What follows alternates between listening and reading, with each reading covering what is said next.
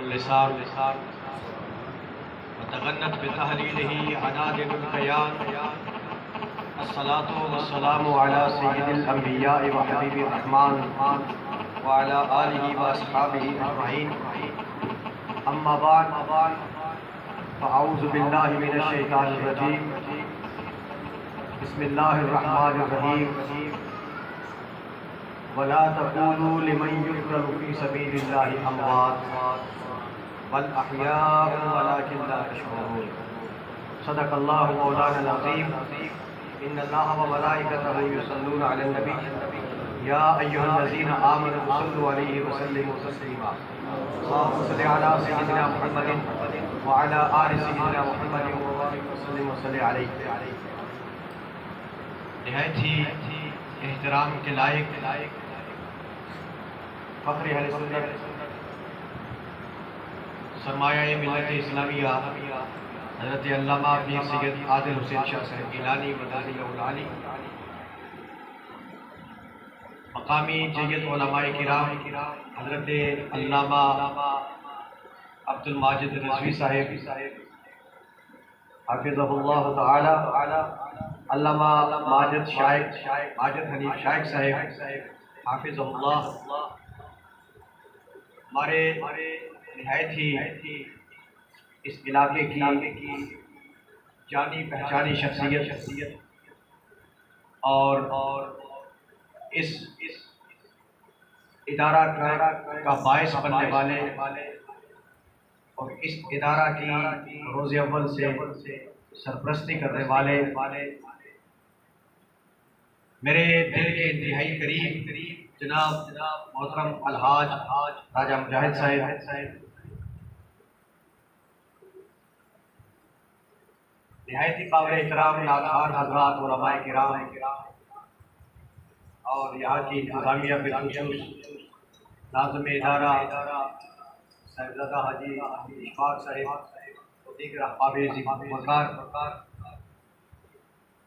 چونکہ بہت خوبصورت گفتگو ہو چکی ہے، بڑا پرمغز خطاب آج کے دن کے حوالے سے آپ حضرات سن چکے ہیں اور وقت بھی نماز کا ہوا چاہتا ہے.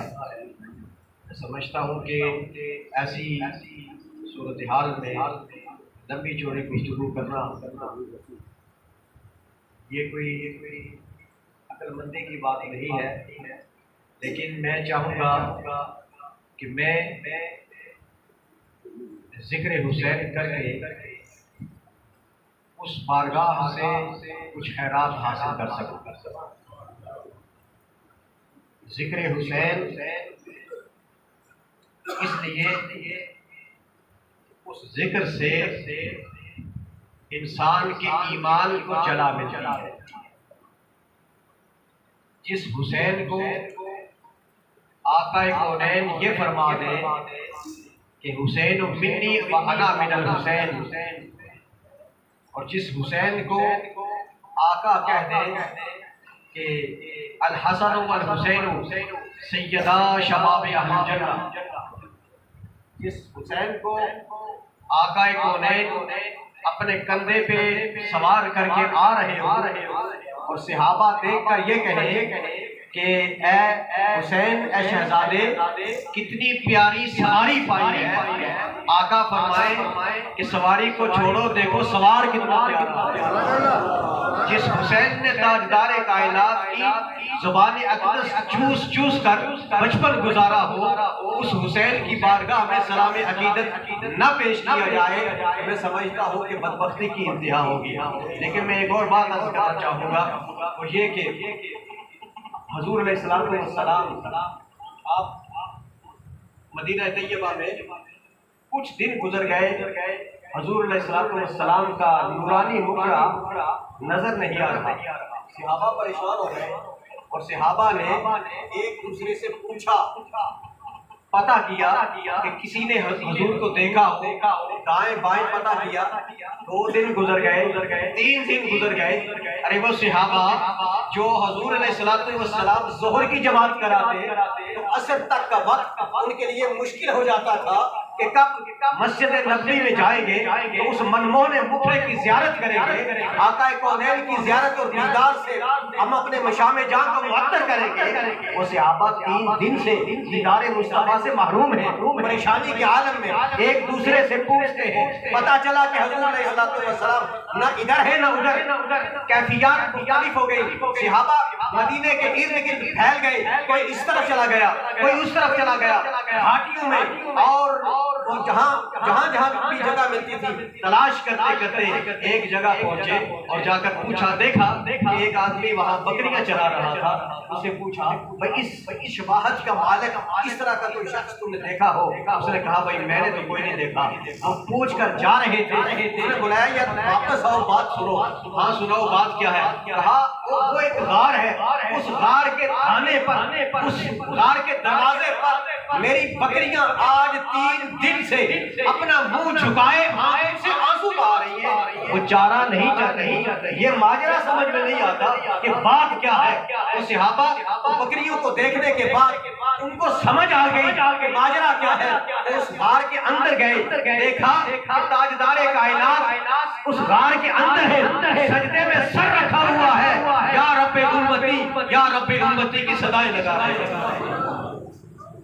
جو ہے آپ کی، میں آپ کے شہدائے کربلا کے جلسے اور محافل کے مزاج کے مطابق گفتگو تو نہیں کر پا سکتا، لیکن میں اپنے دل کا ٹکڑا آپ کی بارگاہ میں عرض کرنے جا رہا ہوں۔ توجہ فرمائیے گا، اگر توجہ فرمائیں گے تو میرے چند منٹ بھی کام آ جائیں گے اور محفل کا ہم سب کچھ سبق میں لے کر چلے جائیں گے۔ اور ذکر حسین کا میں فائدہ بتانے جا رہا ہوں کہ ذکر حسین کا فائدہ کیا۔ صحابہ کرام نے عرض کیا یا رسول اللہ سارا مدینہ پریشان ہے، ہر ایک چاہتا ہے کہ دیدار مصطفیٰ نصیب ہو، ہر ایک پریشان ہے، اٹھے تشریف لے جائیں۔ حضور علیہ السلام نے اٹھنے سے انکار کیا، یعنی بات ہی نہیں کی کسی سے۔ صحابہ نے سب نے عرض کیا، حضور نہیں اٹھ رہے تھے۔ صحابہ نے آپس میں مشورہ کیا کہ بات ذرا پریشان کن ہے، ہم کیوں نہ ایسے کریں اس بارگاہ میں جائیں جس بارگاہ سے جا کر عرض کریں گے جن کی بات رسول اللہ بھی نہیں ڈالتے۔ بات سمجھ آ رہی ہے؟ صحابہ نے مشورہ یہ کیا کہ چلتے ہیں اس بارگاہ میں کہ جس کی بارگاہ رسول اللہ نہیں ڈالتے۔ صحابہ آئے سیدہ کائنات کی بارگاہ، فاطمہ زہرا سلام اللہ علیہا کی بارگاہ میں، رسول اللہ کا دل کا ٹکڑا فاطمہ آپ کی بارگاہ میں آ کر عرض کی، اے شہزادی کونین، رسول اللہ کا پتہ چل گیا ہے کہ وہ کہاں ہے، ہماری بات نہیں سن رہے، آپ چلیں اور جا کر عرض کریں کہ یا رسول اللہ مدینہ پریشان ہے، سارے لوگ پریشان ہیں، تشریف لے آئیں۔ کاش ہمارے مساجد اور محافل کا یہ مزاج بھی ہوتا کہ خواتین کو بلایا جاتا اور وہ بھی جلسہ سنتی۔ سیدہ کائنات نے کہا اچھا میں چلتی ہوں، لیکن شرط یہ ہے کہ مغرب کے بعد چلوں گی تاکہ رات کی تاریکی میں چلوں، محمد کی بیٹی کا کوئی چہرہ نہ دیکھ۔ یہ پیغام ہے فاطمہ زہرا سلام اللہ علیہا، میری ماں، میری بہنوں، میری بیٹیوں، آپ کی عزت ہے، خدا سلامت رکھے۔ لیکن فاطمہ زہرا نے کیا کہا کہ دن کا اجالا ہے، رات کی تاریکی آئے گی، فاطمہ بنت محمد چلے گی رسول اللہ کی بارگاہ میں جا کر عرض کرے گی۔ مغرب ہوئی، سیدہ کائنات چلی بارگاہ مصطفیٰ صلی اللہ علیہ وسلم میں گئی، حضور علیہ السلام کی بارگاہ میں جا کر عرض کی یا رسول اللہ سب پریشان ہیں، اب چلیں۔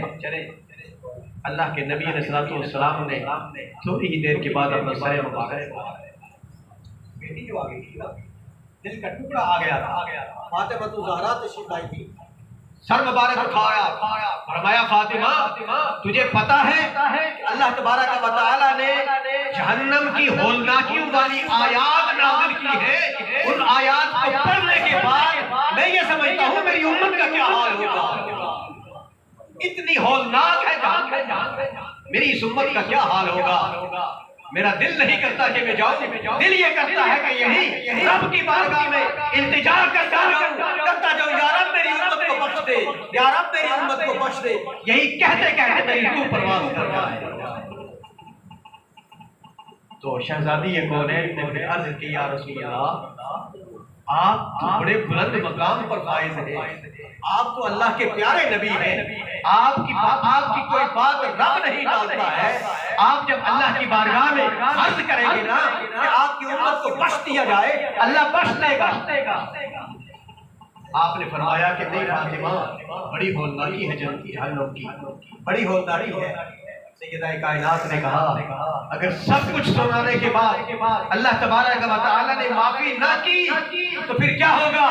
میں اللہ کی بارگاہ میں اپنے حسین کا خون آلود کردہ پیش کر کے عرض کروں گی کہ حسین کے اس کردے کی بدولت یا رب کائنات محمد کی امت کو بخش دے۔ یہ ہے ذکر حسین کا فائدہ۔ اگر ہم بخشش چاہیں گے تو ہماری بخشش کا مدار حسین پاک کا وہ کرتا جس کے ساتھ کربلا میں آپ کے بھائی ہوئے کا خون لگا تھا، وہ ہماری بخشش و نجات کا ذریعہ ہے۔ دوستان محترم، ذکر اہل بیت اور ان کا ذکر ایمان کو حلاوت بخشتا ہے، ایمان کو جلا بخشتا ہے۔ لیکن کاش آج میری امت، میرے محبوب کی امت، یہ پیاری پیاری امت ٹکڑوں میں بڑھ چکی ہے۔ یہ امت جس کو اللہ نے واعتصموا بحبل اللہ جمیعا ولا تفرقوا قرآن کا حکم سنایا تھا کہ امت کو جڑنا چاہیے، اعتصام بحبل اللہ کرنا چاہیے اور تفرقوں میں نہیں پڑنا چاہیے۔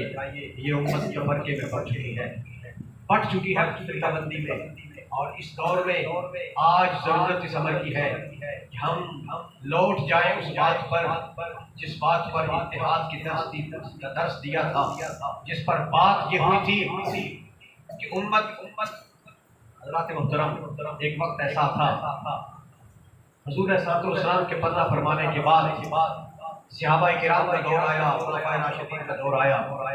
اس دور میں 4 طبقے بن گئے تھے، 4 طبقے۔ ایک طبقہ یہ کہتا تھا کہ صحابہ حق پر ہیں، اہل بیت حق پر نہیں ہے، استغفر اللہ استغفر اللہ استغفر اللہ، نقل کفر نہ باشد اور وہ جہنمی ہے۔ ایک ایسا طبقہ تھا جو یہ کہتا تھا کہ اہل بیت حق پر ہیں اور صحابہ حق سے ہٹ چکے ہیں اور وہ جہنمی ہے۔ استغفر اللہ استغفر اللہ استغفر اللہ۔ ایک ایسا طبقہ تھا جو یہ کہتا تھا کہ صحابہ بھی اور اہل بیت بھی دونوں حق سے ہٹ چکے ہیں اور دونوں جہنمی ہیں۔ استغفر اللہ استغفر اللہ استغفر اللہ، اور وہ خارجیوں کا تھا۔ یہ 3 طبقے تھے، ان 3 طبقوں میں ایک چوتھی جماعت بھی موجود۔ وہ چوتھی جماعت جس جماعت کے پاس یہ علم تھا کہ ہم صحابہ کے بھی حکمران ہیں، ہم اہل بیت کے بھی غلام ہیں، ہم حضور کے گھر والوں کے بھی اور حضور کے گھر والوں کے بھی غلام ہیں۔ ہمارے دامن میں محبت رسول کا تقاضا یہ ہے کہ رسول اللہ کی دونوں جماعتیں، کسی استاد کی ایک جماعت کو غلط قرار دینا اور ایک جماعت کو حق پر قرار دینا، یہ رسول اللہ کے مزاج کے خلاف ہے۔ میرے رسول کا مزاج یہ تھا کہ میری دونوں جماعتیں حق پر ہیں، چاہے وہ گھر والے یعنی صحابہ ہو یا گھر والے یعنی اہل بیت کے اصحاب، یہ دونوں ہمارے سر کے تاج ہیں۔ اور اگر ہمیں ان دونوں کے سب میں سے کسی کے ساتھ بھی بغض و عناد ہے تو جہنم ہمارا مقدر ہے۔ جنت کی ہمیں جنت کی طرف سوچنا بھی نہیں چاہیے کہ دونوں رسول اللہ کے تیار کرنا ہے، دونوں کو رسول اللہ نے تیار کیا ہے۔ اور دونوں کی آپس میں قرابت کیا تھی؟ دونوں کی آپس میں قرابت کیا تھی؟ میں صرف یہ بات عرض کرنے پر بات ختم کرتا ہوں۔ میدان کربلا میں حضرت علی کے کتنے بیٹے شہید ہوئے تھے؟ حضرت علی کے کتنے بیٹے شہید ہوئے تھے؟ 4 بیٹے حضرت علی کے شہید ہوئے تھے. ایک امام حسین تھے اور دوسرے حضرت ابو بکر بن علی تھے، حضرت عمر بن علی تھے، حضرت عثمان بن علی تھے، اور 72 شہداء میں امام حسن کے ایک بیٹے کا نام آتا ہے. امام حسن کے ایک بیٹے کا نام بھی ابو بکر بن حسن تھا. حضرت علی تو اپنے بیٹوں کے نام ابو بکر رکھے، حضرت علی تو اپنے بیٹوں کا نام عمر رکھے، حضرت علی تو اپنے بیٹے کا نام عثمان رکھے، حضرت حسن تو اپنے بیٹے کا نام ابو بکر رکھے. آج کے کوئی ذاکر یا کوئی بھی اٹھ کر ان کے درمیان اختلافات بیان کرے تو میں علی کی بات مانوں، تیری بات مانوں. ان کے درمیان تو محبتیں تھیں، ان کے درمیان تو رشتہ داریاں تھیں، ان کے درمیان تو قربتیں تھیں. آج ہمیں جو کچھ بتایا اور پڑھایا گیا ہے وہ ہمارے دین کے مزاج کے خلاف ہے. محبت اہل بیت ہمارے ایمان کا حصہ ہے اور صحابہ کے ساتھ محبت ہمارے ایمان کا حصہ ہے. اگر ہم اس میں ہم کوئی فروگزاشت کرتے ہیں تو پھر یقین جانیے کہ ہم رسول اللہ کے دین کے ساتھ وفاداری نہیں کرتے. میں تمام ہمارے مہمانان گرامی مرتبہ ان کی تشریف آوری پر میں ان کا شکریہ ادا کرتا ہوں. اور آج کا یہ دن 10 محرم کا دن گزرا اور یقین جانیے کہ اللہ کی مشیت ہے کہ حسین پاک کے لیے اللہ نے 10 محرم کا دن مقرر فرمایا تھا، اس لیے کہ 10 محرم کی اور بے شمار ایسی باتیں ہیں کہ جن میں 10 محرم کا بہت بڑا اعزاز ہے. یعنی بارش کا پہلا قطرہ جب زمین تاریخ دنیا میں بارش کا پہلا قطرہ زمین پر گرا تھا 10 محرم. اور اسی طرح دیگر انبیاء کرام کی جو عظمت ہے ان کو ملی وہ 10 محرم. تو حسین پاک کو بھی اللہ نے جو عظمت عطا کی وہ 10 محرم عطا فرمائی. ہم امام عالی مقام امام حسین کی شہادت کو سلام پیش کرتے ہیں اس گھرانے کی. اور پھر میں آپ کو بات بتاؤں، میں نے جمعہ کے موقع پر بھی بات عرض کی تھی، میں نے عرض کی تھی بات درس ہے، یہ سبق ہے. ہم یزید کے دشمن ہیں، ہم یزید پر لعنت بھیجتے ہیں، کھلے دل سے بھیجیں. اگر کوئی بہت بڑا فلاسفر ٹی وی پر آ کر یزید کو رحمت اللہ علیہ کہتا ہے، ہم اس کو بھی لعنت کرتے ہیں. کہ یزید پر لعنت بھیجنا سچے مسلمان کے دل کا، اس کی عظمت کا اشارہ ہوتا ہے. ہم یزید پر لعنت بھیجتے ہیں بے شمار لائن. ہم یزید پر دشمن سمجھتے ہیں، ہم یزید کے خلاف ہیں. لیکن کیوں؟ اس لیے کہ یزید نے اہل بیت کے ساتھ ظلم کیا. یہی ہے نا، ہم دشمن کیوں ہوئے کہ یزید نے اہل بیت کے ساتھ ظلم کیا. میری بات سمجھ رہے ہیں سارے؟ آخری بات، یزید نے اہل بیت کے ساتھ ظلم کیا. امام حسین یزید کے کیوں دشمن ہوئے تھے؟ ہم یزید کے دشمن ہیں کہ اس نے حسین پاک کو شہید کیا اور محمد اور دیگر اہل بیت کے ساتھ شہید کیا. لیکن امام حسین یزید کے کیوں تھے؟ وہ اس لیے کہ یزید شریعت اسلامیہ کا باغی تھا. وہ اس لیے کہ وہ محرمات کے ساتھ نکاح کو جائز قرار دیتا تھا، اس لیے کہ وہ نماز کا پابند نہیں تھا، اس لیے کہ وہ دین کی حدوں کو پامال کرتا. تو اگر آج کوئی شخص دین کی حدوں کو پامال کرے، نماز کی پابندی نہ کرے، اس کا خیال نہ رکھے، تو حسین پاک سے کیا پیغام یہی ہے کہ حسین پاک نے جو نماز جان اور قربانی دے کر بچائی تھی نا، یہ نماز حسین پاک نے بچائی تھی. اسلام زندہ ہوتا ہے ہر کربلا کے بعد. یہ ہمارا نعرہ ہے کہ اسلام زندہ ہوتا ہے ہر کربلا کے بعد. تو جو نماز حسین پاک نے قربانیوں سے باقی رکھوائی تھی، اس نماز کے ہم کتنے حافظ ہیں، اس کو ہم کتنا قائم کرتے ہیں. اللہ پاک ہمیں عمل کی توفیق عطا فرمائے. وما علیہ الا البلاغ.